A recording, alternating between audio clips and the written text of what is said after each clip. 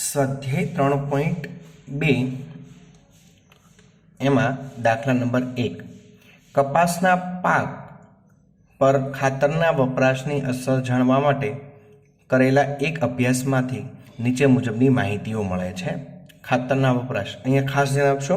અહીંયા કૌંસમાં આપ્યું છે 10 કિલોગ્રામ, એને આપણે એક્સ અહીંયા આપ્યો છે. કપાસના પાક હેક્ટર દીઠ ક્વિન્ટલ વાય અહીંયા આપેલો છે.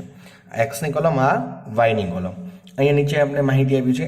આ પરથી વાયની એક્સ પરની નિયત સંબંધ રેખા મેળવો. એટલે પહેલો સવાલ છે વાયની એક્સ પરની નિયત સંબંધ રેખા. પછી આગળ આપ્યું છે ખાતરનો વપરાશ 300 કિલોગ્રામ. શબ્દની અંદર ખાસ ધ્યાન આપજો. અહીંયા 300 કિલોગ્રામ આપ્યું છે. અહીંયા કૌંસમાં શું આપ્યું છે? 10 કિગ્રામ. અહીંયા કૌંસમાં 10 કિલોગ્રામ આપેલું નથી. એટલે આ દાખલામાં આ એક નવો પોઈન્ટ સાથે સાથે શીખવાનો છે. એટલે વ્યવસ્થિત ધ્યાન આપશો કે કઈ રીતે આ દાખલો તમારે ગણવાનો છે. 300 કિલોગ્રામ છે, અહીંયા 10 કિલોગ્રામ છે. એટલે અહીંયા કૌંસમાં 10 હોવા જોઈએ, એટલે ન હોય તો અહીંયા તમારે 10 વડે ભાગાકાર કરવો પડે. આવા આખી ચોપડીમાં 3 દાખલાઓ છે, ઉદાહરણમાં આપેલા છે અને 2 સ્વાધ્યાયમાં છે. એટલે ખાસ ધ્યાન આપજો. એટલે અહીંયા એક્સની જગ્યાએ અહીંયા 10 ભાગાકાર કરવા પડે, એટલે 10 ભાગાકાર કરશું કેમ કે કૌંસમાં 10 આપેલા નથી એ માટે. એટલે એક્સની જગ્યાએ હવે આપણે કેટલા લઈશું? 30. એટલે આનો મતલબ એવો થાય કે ખાતરનો વપરાશ 30 કૌંસમાં 10 કિગ્રા થતો હોય તો હેક્ટર દીઠ કપાસના પાકનું અનુમાન શોધો. આના ઉપરથી હવે આપણે આપણો આખો દાખલો જોઈએ.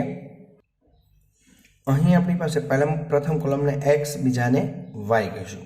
હવે સૌપ્રથમ આપણે કોઈ પણ દાખલો ગણીએ એમાં એક્સ બાર અને વાય બાર શોધવા પડે. એના ઉપરથી આપણે ખબર પડે કે આપણે કઈ પદ્ધતિનો ઉપયોગ કરીએ અને બી શોધવાનો છે. પૂર્ણાંક હોય ત્યારે, અપૂર્ણાંક હોય ત્યારે અપૂર્ણાંકમાં 20 કરતાં નાના કે મોટા, બરોબર છે. એની અંદર આપણે ખાસ ધ્યાન આપીએ. તો સૌપ્રથમ આપણે એક્સનો સરવાળો 28 + 35 + 25 + 20 + 25 + 20 કરીએ અને 177 મળશે. એ જ રીતે વાયનો સરવાળો કરી 128, 140, 115, 120, 105, 122 અને 100 કરીએ એટલે 830.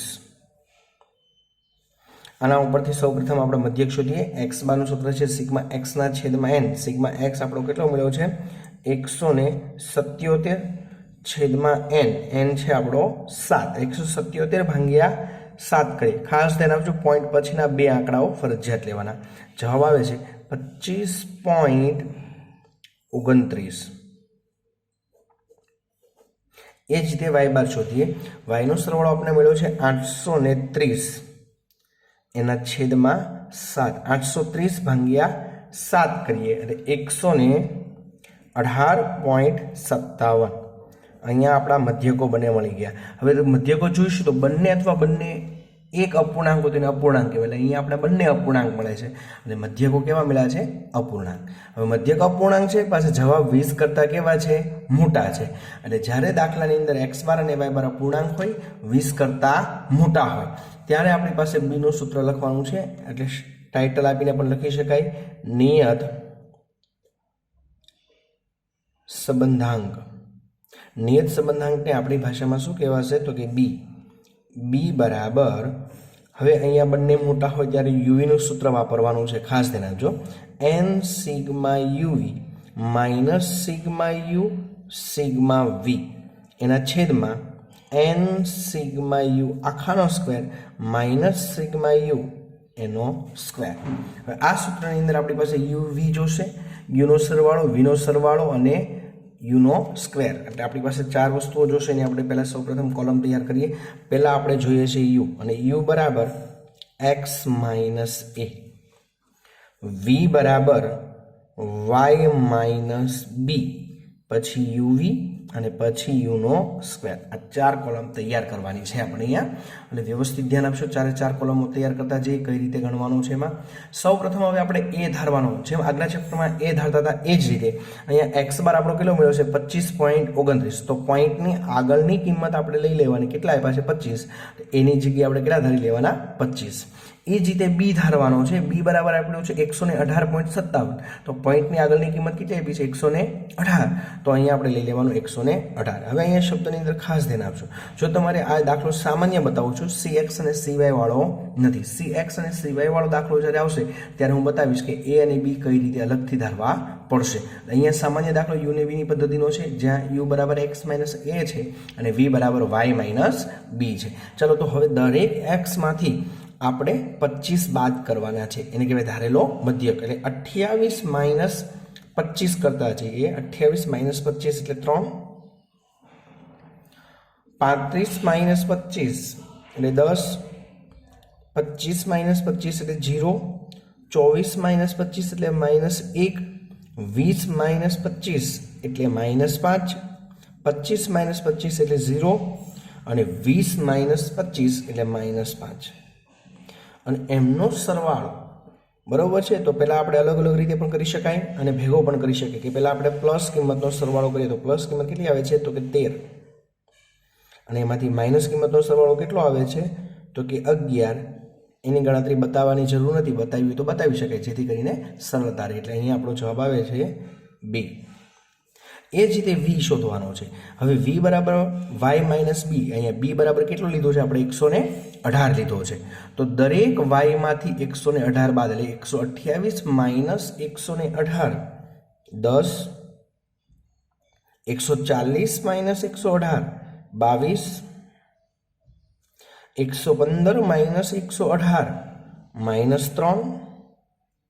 120 માઇનસ 118 2. 105 minus 118 minus 13.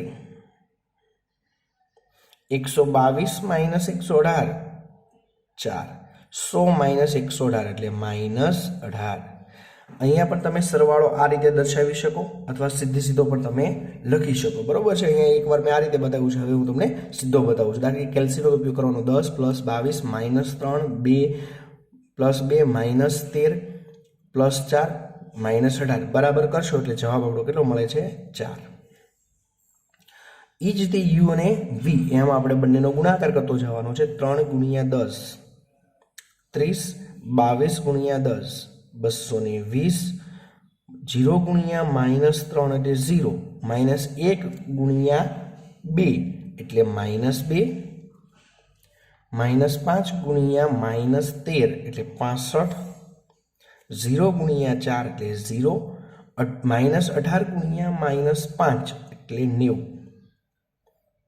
અને એમનો સરવાળો કરવાનો છે એટલે 403. એના પછી યુનો સ્ક્વેર. 3નો સ્ક્વેર 9. 10નો સ્ક્વેર 100.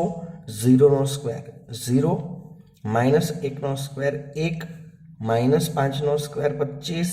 0નો સ્ક્વેર 0. માઇનસ 5નો સ્ક્વેર 25. અને એમનો સરવાળો 160. આ વસ્તુ આપણે ખાસ ધ્યાન આપીશું.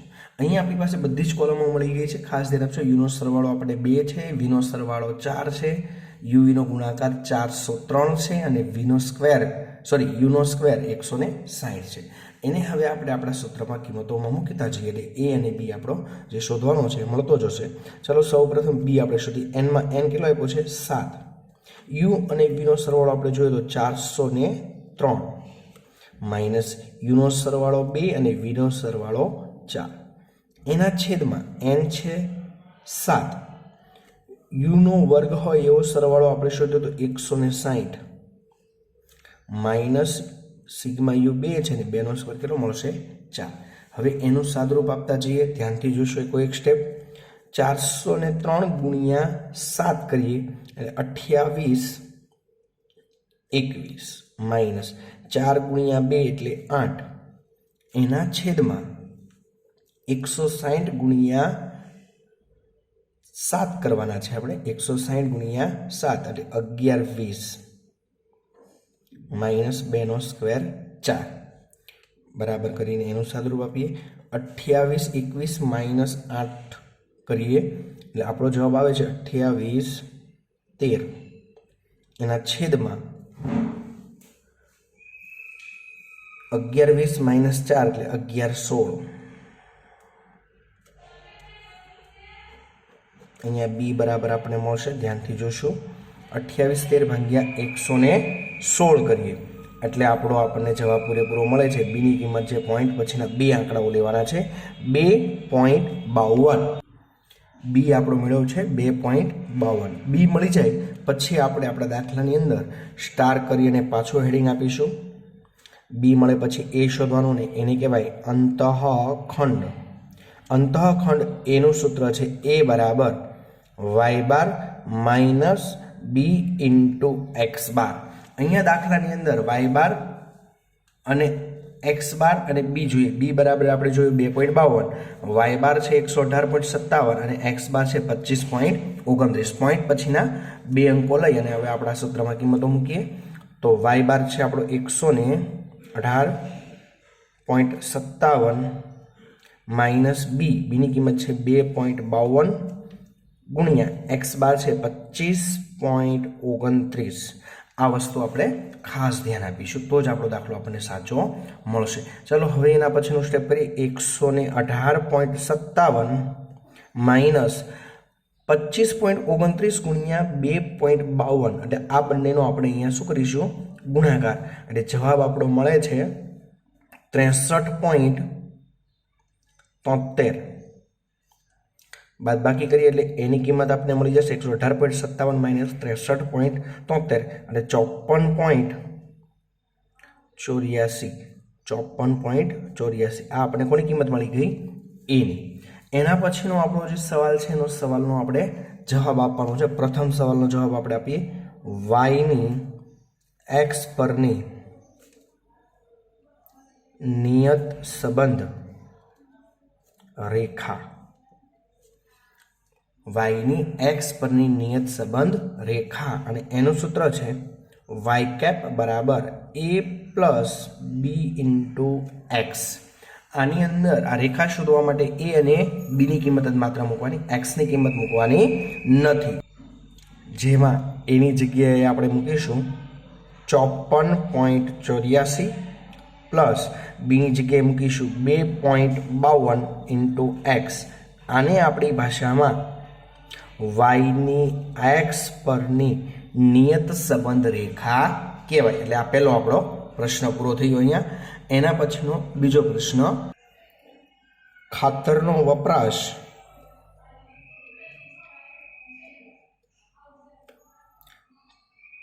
$300 કિલોગ્રામ. અહીંયા કાઉન્સમાં છે આપણે શું આપ્યું હતું 10, અહીંયા 10 આપેલું છે છેદમાં કેટલા લેવાના હતા 10 એટલે આપણો જવાબ કેટલો આવ્યો હતો 30. બરાબર. ખાતરનો વપરાશ 30 કાઉન્સમાં શું લખાઈ જશે 10 કિલોગ્રામ હોય ત્યારે કપાસનું પાકનું ઉત્પાદન નો અંદાજ. જ્યાં હવે એક્સ બરાબર કેટલા લેવાના છે આપણે 30. અહીંયા આપણે જે ભાગાકાર કરીને શોધ્યા તે. હવે આ સમીકરણમાં એક્સની જગ્યાએ 30 મૂકી દઈએ, ડાયરેક્ટ જ મૂકી દઈશું. ધ્યાનથી જોશું વાય કેપ બરાબર 54.84 પ્લસ 2.52 અને કાઉન્સમાં લખીશું 30. એનું સાદું રૂપ આપીએ 54.84 પ્લસ 30 ગુણ્યા 2.52 કરીએ. 30 ગુણ્યા 2.52 75.6 એટલે અહીંયા આપણો જવાબ આવે છે 100 બંનેનો સરવાળો 130.44. ખાસ ધ્યાન આપશો ગણતરીમાં ભૂલ ન થાય. 54.84 પ્લસ 75.6 કરીએ એટલે 130.44. હવે વાયના કાઉન્સમાં જે આપ્યું હતું એ અહીંયા આપણે ફરજિયાત લખવું પડે. વાયના કોલમની અંદર કાઉન્સમાં શું આપ્યું હતું તો કે ક્વિન્ટલ એટલે અહીંયા લખશું ક્વિન્ટલ. એટલે આનો મતલબ એવો થાય કે જ્યારે ખાતરનો વપરાશ 300 કિલોગ્રામ હશે ને ત્યારે મકાઈનું હેક્ટર દીઠ ઉત્પાદન 130.44 ક્વિન્ટલ થશે. હવે એના ઉપરથી આપણે આપણું અર્થઘટન લખવું પડે. અર્થઘટનમાં દરેક વિદ્યાર્થીઓ ધ્યાન આપે, અર્થઘટન ફરજિયાત લખવાનું છે. પાછળ એકમ પણ જેવી રીતે લખ્યો છે એવી રીતે અર્થઘટન લખીએ. તેથી ખાતરનો વપરાશ 300 કિગ્રા માટે કપાસનું ઉત્પાદન નું અનુમાન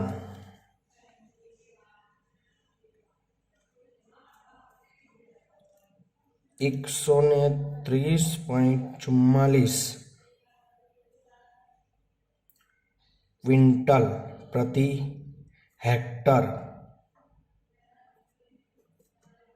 થશે, હશે અથવા મળે છે, બરાબર, અથવા મળે. આ અર્થઘટન અડધો માર્ક્સનું હોય છે. એટલે એનો મતલબ કે પાછળ આપણે જે વાયકેપ જે શોધ્યો છે એ વાયકેપની પાછળ આપણે એકમ લખવાનો અને આ આખું અર્થઘટન લખવાનું, એ બંનેનો થઈને 1 માર્ક્સ બોર્ડની એક્ઝામમાં હોય છે. એ વસ્તુ તમે ખાસ ધ્યાન આપશો. આજનું ગૃહ કાર્ય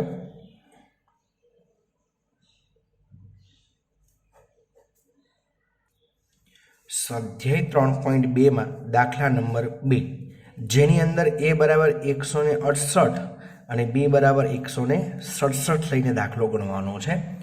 ખાસ ધ્યાન આપશો. અને મધ્ય કોઈની મધ્ય કરતાં નાની પોઈન્ટની આગળની કિંમત લઈને.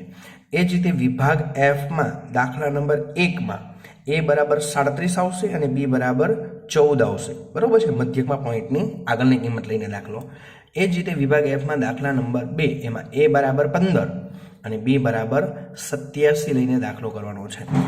આજે આપણે જે દાખલો પહેલાં જોયો છે એ દાખલો એકવાર વ્યવસ્થિત જોવાનો, પછી પાછો એકવાર જોતા જોતા દાખલો ગણતો જોવાનો, બરાબર છે. સૌ પ્રથમ આજે જે ગણાવ્યો છે વેરી મોસ્ટ આઈએમપી છે, બરાબર છે.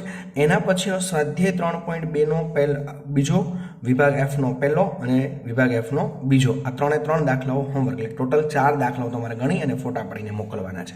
બોર્ડની અંદર આ ગયા વર્ષે આ સ્વાધ્યાય 3.2નો જે બીજો દાખલો છે એ બોર્ડની અંદર પૂછાઈ ગયો છે અને એ પણ આઈએમપી છે, કારણ કે એ દાખલો વધારે વખત બોર્ડની અંદર રિપીટ થતો હોય છે. એટલે આ દાખલાની અંદર ખાસ ધ્યાન આપજો. એટલે મેં તમને હોમવર્કમાં ગણવા આપ્યો છે. જો નહીં આવડે તો આવતા નેક્સ્ટ લેક્ચરમાં ફરીથી એ પાછા દાખલાઓ હું તમને કરાવીશ.